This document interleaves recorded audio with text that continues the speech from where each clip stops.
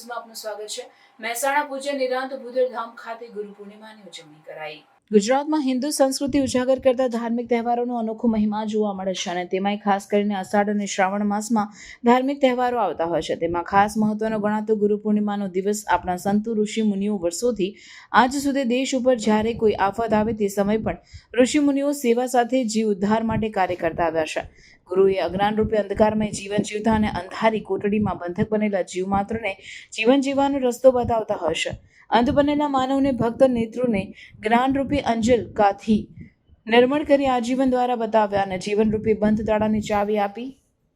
એ જ પરમ કૃપાળુ પરમાત્મા એટલે ગુરુ જ્યારે કોઈ જીવાત્મા ગુરુ પાસે આવે ત્યારે તેને જેમ સોનાને ભઠ્ઠીમાં નાખી તપાવી તેને એરણ ઉપર રાખી હથોડા મારીને ઘાટનું રૂપ આપે છે। એવી જ રીતે ગુરુ જીવાત્માને ગુરુ શબ્દરૂપી હથોડા મારી ચકાસણી કરી અને પાક્કો કરે છે, પછી બૌદ્ધ દીક્ષા ગ્રહણ કરાવે છે। આવા ગુરુનો મહિમા એટલે જ ગુરુ પૂર્ણિમા। આ દિવસે ભક્તો ગુરુ ચરણે જાય છે અને સેવા પૂજા ભક્તિ કરી ગુરુ ઋણ ચૂકવતા હોય છે। આવો જે ગુરુ પૂર્ણિમાનો કાર્યક્રમ મહેસાણા નિરાંત ભૂદેવ આશ્રમ ગાદી સ્થાને પરમ પૂજ્ય નિરાંત આચાર્ય મહેન્દ્રરામ મહારાજના સાનિધ્યમાં યોજાયો। આ પ્રસંગે સંત ભીખારામ નિરાંત ધામ વેડા મહેસાણા સાંસદ હરિભાઈ પટેલ, મુકેશભાઈ પટેલ, ધારાસભ્ય મહેસાણા ગિરીશભાઈ રાજગુર, મહેસાણા જિલ્લા પ્રમુખ તૃષાબેન પટેલ, જિલ્લા પંચાયત પ્રમુખ તેમજ નામી અનામી સંતો ભક્તો મોટી સંખ્યામાં ઉપસ્થિત રહી ગુરુ પૂજન કર્યું હતું। આ અવસરે સવારથી ભક્તો નિરાંત ભૂદેવ ધામ ખાતે ઉપસ્થિત રહી ગુરુ ભક્તિ કરી ધન્યતા અનુભવી હતી અને ગુરુ ગુણ ગાઈને માહોલ આખો ગુરુ ભક્તિમય બન્યો હતો। તેમજ રાત્રિના ભજન સત્સંગ સંતવાણી જેવા ભક્તિમય કાર્યક્રમો યોજાયા હતા। રિપોર્ટર ગુગાજી ઠાકોર। અસીમ કૃપાથી રઘુવંતરામ મહારાજની અસીમ કૃપાથી નિરાંત મહારાજની અસીમ કૃપાથી આજે દર પૂર્ણિમાએ ભોજન અને ભજન આ 30મું વર્ષ આજે ચાલી રહ્યું છે। આજે સંતોના આશીર્વાદથી આ મહિમા ચાલી રહ્યો છે। ઘણા બધા હરિભક્તોએ પોતાનો જે કંઈ સહયોગ પણ સતત આવા પૂનમોના પ્રસાદની અંદર પણ પોતે આપે છે, એવા દાનવીર દાતાઓને પણ એકવાર તાળીથી વધાવો।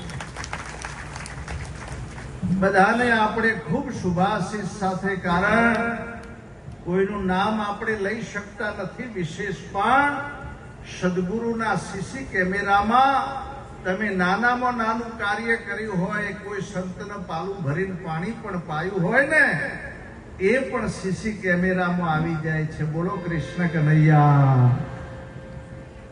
તો આજે આવા ગુરુ પૂર્ણિમાના મહોત્સવમાં વ્યાસ પૂર્ણિમા પણ કહેવાય, વ્યાસ ભગવાનનો પણ આજે જન્મ દિવસ। આજે બૌદ્ધ ભગવાન જેવા સંતે ઉપદેશની શરૂઆત પણ આજના દિવસે કરેલી। આજનો દિવસ ગુરુ પૂર્ણિમાનો ખૂબ સુંદર પ્રસંગ કે 365 દિવસમાં 364 દિવસ ગુરુ મહારાજ દરેક ભક્તના ઘેર જતા હોય અને એક દિવસ એવો છે વર્ષનો જે શાસ્ત્રો પ્રમાણે નક્કી કરવામાં આવ્યો, એવો ગુરુ પૂર્ણિમાનો મહોત્સવ।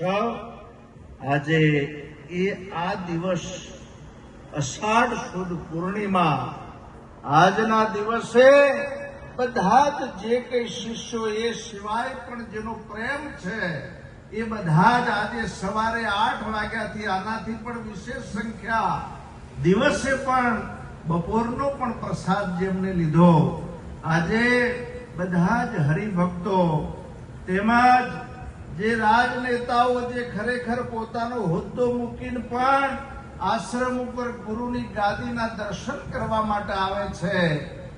ઘણા લોકો એમની સિક્યુરિટી પણ અંદર ના આવવા દે અને એ ખરેખર એક ભક્તના નાતે પોતે પધારે છે, કોઈ હોદ્દાના નાતે નહીં।